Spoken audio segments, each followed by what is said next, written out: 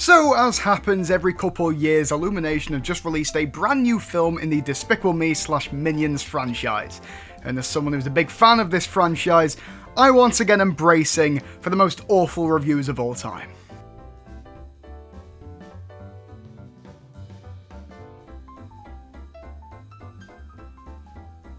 I had a fun enough time with Minions and Monsters.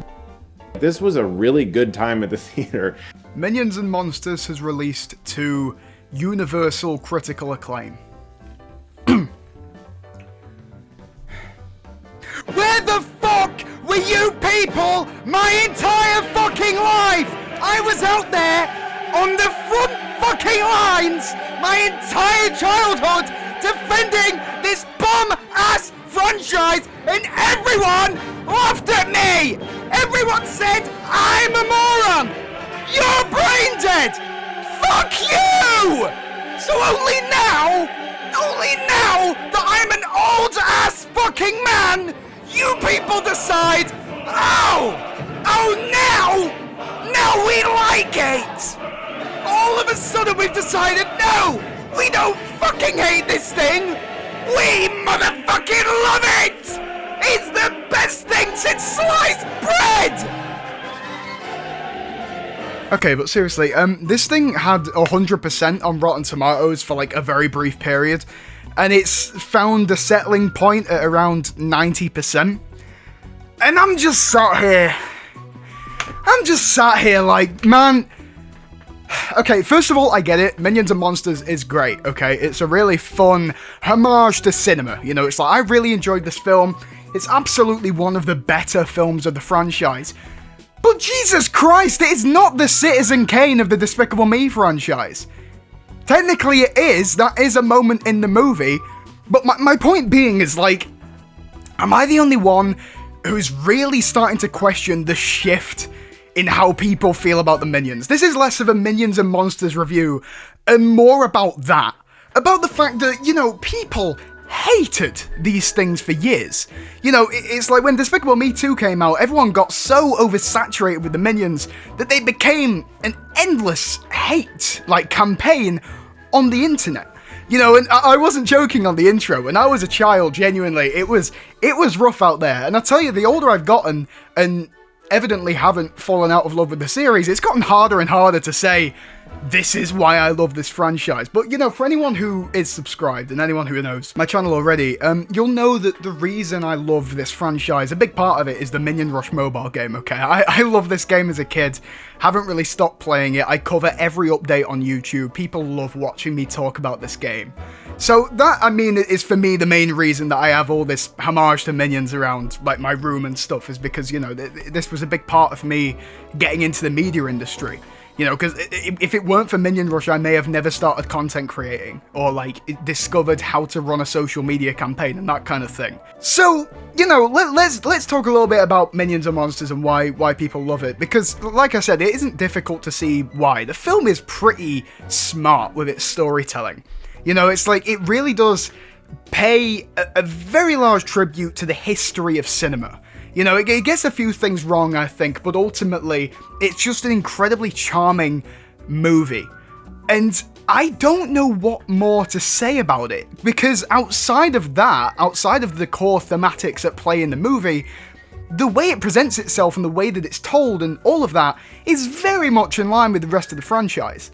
Okay, so, look, personally, if you're asking me, Despicable Me, the original movie, is objectively the best film in this franchise, and I don't even think that is up for debate. It is categorically the best story-driven, enjoyable film in the franchise. However, it isn't my personal favourite. Okay, Despicable Me 2 is my personal favourite. So if we're talking how I would rank the films, I'd say Despicable Me 2, Despicable Me, Minions and Monsters, Minions Rise of Gru, Despicable Me 3, Despicable Me 4, Minions. I thought the Minions movie sucked. Genuinely. Like, I tried rewatching that film recently, and I hated every moment. I actually cannot sit through it. That really is slop, in my opinion. You know, the Despicable Me films generally are flawed, but I think they're all at least, you know, competent to a degree. The Minions movie is not. It's fucking dreadful. So yeah, I keep steering off course. Sorry. What I want to talk about is, like, why people's sentiments have shifted on the Minions. And I have a game theory for this, alright? I have a pretty large theory on, like, why people now generally like these little critters, whereas, you know, we go back to, like, 2013 to 2018, people absolutely despise them. And there's a few things that come to mind. First of all, I think people just aren't embarrassed anymore. You know, it's like, old age internet was very different to how it is now. You know, we still see people get bullied for the things that they like. You know, it's like, while they don't appeal to me personally, I see that fans of, like, The Amazing Digital Circus and Has Been Hotel and stuff get trolled on all the time. And, you know, it's like, those shows really aren't for me. I gave them a go and I didn't feel them at all. But, like, I would never bully anyone for liking those things. I think it's a foolish thing to take the mess out of someone for innocently enjoying something. But the discourse on the Minions back then was insane. People had a serious hate campaign against them. And like I say, I think just people have grown up and realized it is okay to like something that's a bit silly, that's a bit immature. And that very much is what this franchise is, you know. I don't think there's any denying that that is the core foundation of what makes this franchise enjoyable and unique, is that it is just silliness. I also think, and this is such a niche thing, none of you are going to know what this is, and if you do, you are actually like a new level of niche, alright? So, there was a thing where they delayed the sequel to Minions, and someone who's pretty big in the Minion Rush community, FTV Funtime Videos, took to Twitter and genuinely poured his heart out about how devastated he was that they delayed the Minions sequel and had a rampage against Illumination for being money-hungry husks. It was hysterical. It was so funny. Genuinely, I remember seeing it. Because again, I'd actually spoken to FTV quite a bit. Again, the Minion Rush community is pretty small, so like, I knew the guy. I was looking at these tweets and I thought, dude, what are you doing? You know, I don't know what compelled my guy to go on that spiel.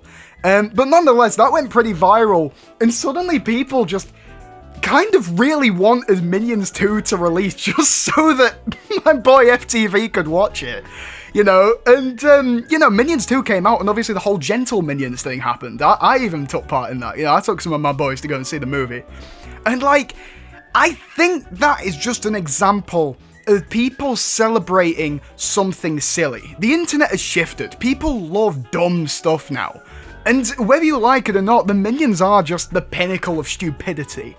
You know, they are so fun to watch in certain doses. You know, it's like, again, Minions went too far with it. Minions was brain-numbing. But I think that Minions and Monsters and Minions Rise of Gru, it's easy to see why people would like these films. And again, even Minions Rise of Gru got a pretty decent Rotten Tomatoes score, but Minions and Monsters score is just something I thought was utterly unachievable. I never, ever, ever in a million years thought we'd see a critically acclaimed, recognized Despicable Me franchise movie. It is blowing my mind into pieces that this has actually happened. And again, frankly, I think it's deserved. You know, it's like, I really do not think films like Despicable Me 3 and 4 are exactly high art or anything.